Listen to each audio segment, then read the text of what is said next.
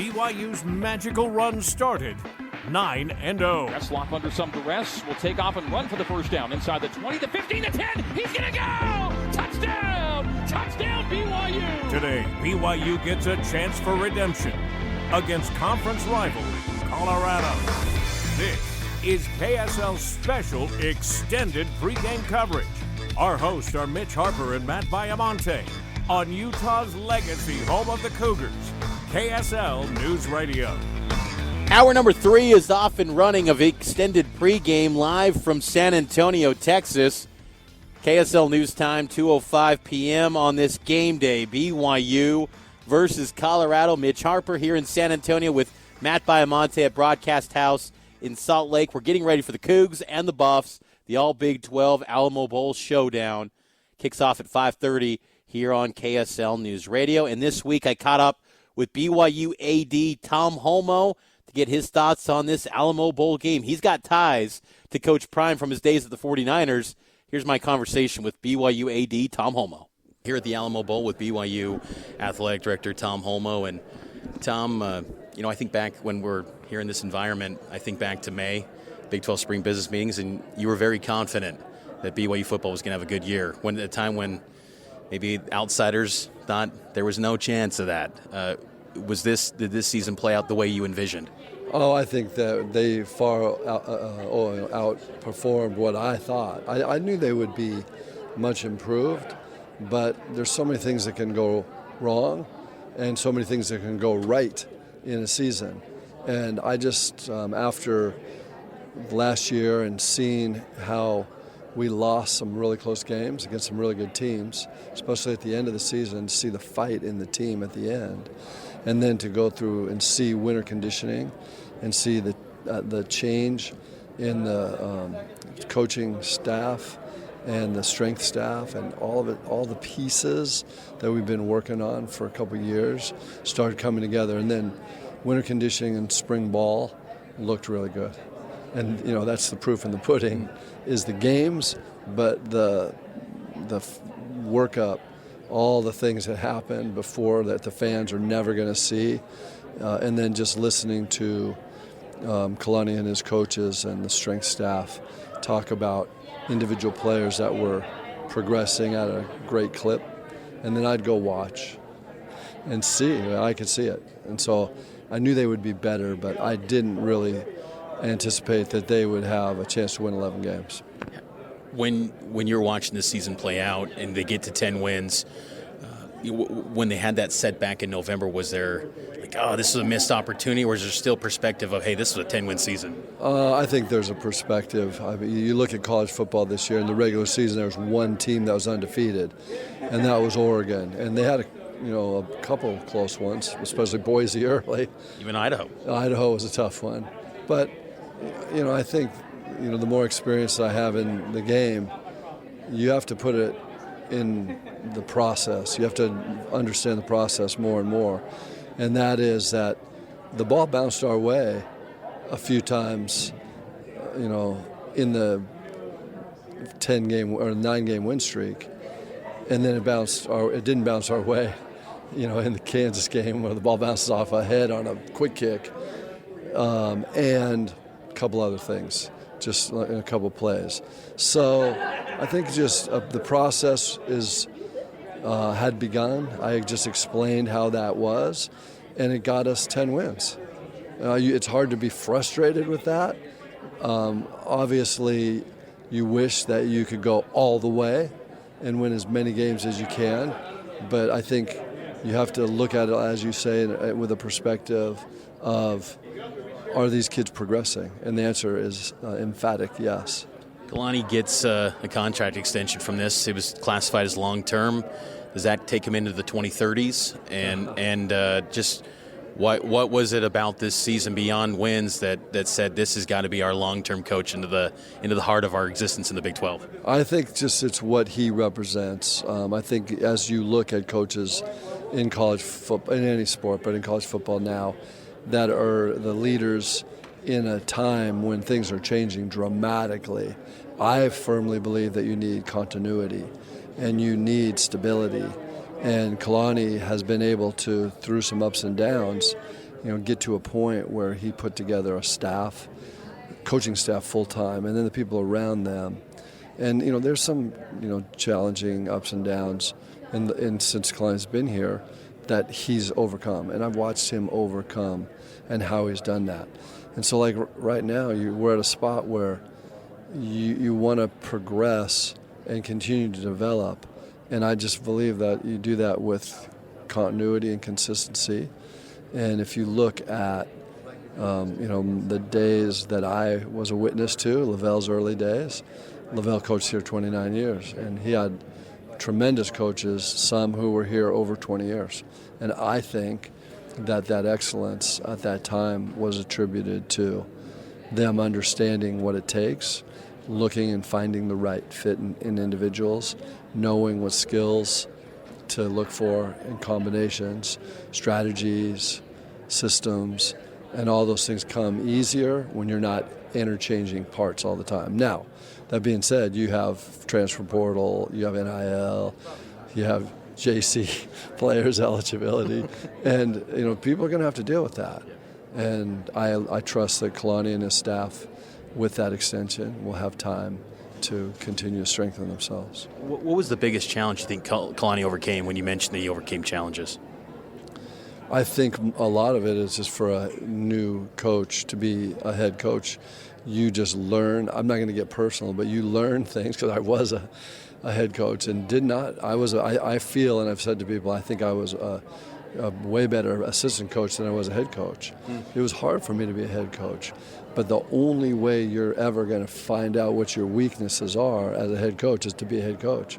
And so I think Kalani knows in his heart of hearts the things that were challenging to him, and I know a few that I felt were challenges, and I helped him through them. But I think the most important ones are the ones that the head coach fights through himself without anybody knowing. And that makes you strong. So just to follow up too, does this extension go into like the length of the media rights with the Big 12? It just is a good long extension. With the does it also help benefit the assistant coaches too? Is there an extension with them involved as well? Yeah, I think that's one of the things that we, intended to work with, and that was a part of Kalani, was we want that for him and his coaches. I think that it wouldn't do any good to extend Kalani and let all the coaches go. So that's a part of this right now, is just to make sure that we work with the coaches to keep them around. It's just like retention. It's the same thing. Continuity. I talked about this earlier. You need continuity in your coaching staff. You need continuity on your team with the players, and you need continuity in the support people around you. And to a degree, that brings the fans in, and you hope that the fans aren't coming and going; that they're always coming. And so that's the reason why we're trying to bring it all together for a good time. Is the expectations now? Last year it was to kind of understand and learn about the Big 12. Are the expectations now, after a 10-win season, to go win it next year? I think for me, the expectations are to improve. And I you always have to, and when I say improve, you want to look at every player. I'm watching these players come walking towards me, and I see each one of them, and I know which ones of these dudes, I know which one of these guys need to improve in what areas. And all right, babe, good job, babe. And so just keep on improving, keep on getting better, and keep going to work. And I think we all know that it's a life principle, that if you're not getting better, you're getting worse. I think a lot of people go, I can just get by. You're going to get worse. You're going to lose your strength, and you're going to lose your mind, and you just have to always be striving for development and precious improvement. We've got the then things come. We've got the Alamo Bowl, and then the next time BYU plays a game, it's in the revenue sharing era. How is BYU ready to hit that cap of $22 million to get back to the athletes? Well, right now it's 20.5. 20.5. Okay. Thank you. We are like everyone else in the country, we're learning how we're going to deal with this, because there's really no cliff notes or roadmap that says this is the street to take. What we have to do right now is that we have to be able to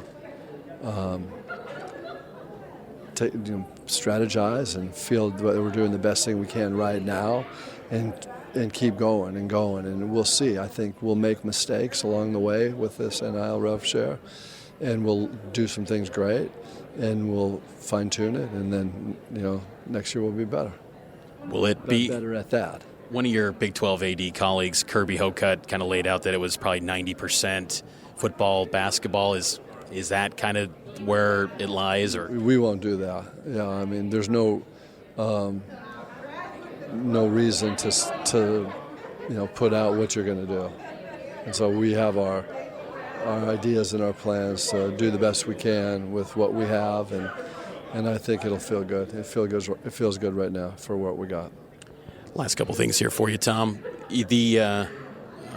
Your early impressions of Kevin Young and what he's done with basketball and the recruiting. I mean, the wins, Yegor, and then A.J. Debansa. That celebration at the Marriott Center was something else. And your early impressions of what Kevin Young's done with basketball. I think Kevin has done a really good job of, first and foremost, putting together a staff and putting together a team. I mean, one of his first, and hit him right in the nose, was retention.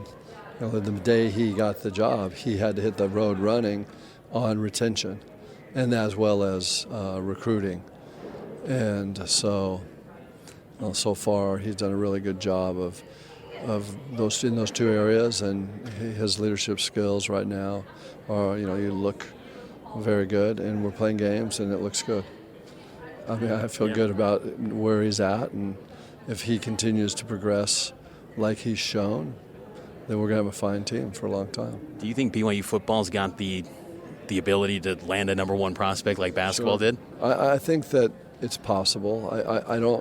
I think we've had some great players. I mean, I think we have 7 Hall of Fame, college Hall of Fame players, and it's the first one started in 76, I think. With Gifford Nelson. Yeah. And so, I mean, those are great players. And so if we have 7 Hall of Famers, I think we can add 7 more. Well, Tom, it's been a pleasure. And the last thing, you have a relationship with Coach Prime. Have you had the chance to interact with him? Because you coached him back in the day. Yeah, I've had a great opportunity to chat with him a little bit. I mean, he's busy, and it's mainly in passing. But he got team and a game to get ready for. But we have had the opportunity to just chat and hug. He's a dear friend. I love him dearly, and I really don't want to play against him because it's hard. It's weird doing that. And I've played against teammates in the past. Yeah. I mean, I coached against Lavelle Edwards. 99, and that's something I really wouldn't have wanted to do, and so. But it's it's here. We'll have a fun time. I didn't think of that. Was that kind of? I never asked you that, but was that kind of surreal that Cal BYU game in '99? Yeah, I mean, we're out on the field and he's looking at me. I'm going, what am I doing here? One of us doesn't belong here. Well, Tom, pleasure talking, and enjoy the rest of the bowl weekend and the games. Appreciate it, Mitch. Thanks. Good stuff with Mitch Harper and BYU's athletic director, Tom Holmoe. All right, we still have another hour to go here on extended pregame coverage. A lot more to unpack as we get closer to kickoff between BYU and Colorado. And if you missed that interview with Tom or anyone else, we had one with Brian Santiago earlier in the show. You can find that all on our podcast feed. Taking the break, we'll keep breaking down this matchup between the Cougs and the Buffs next.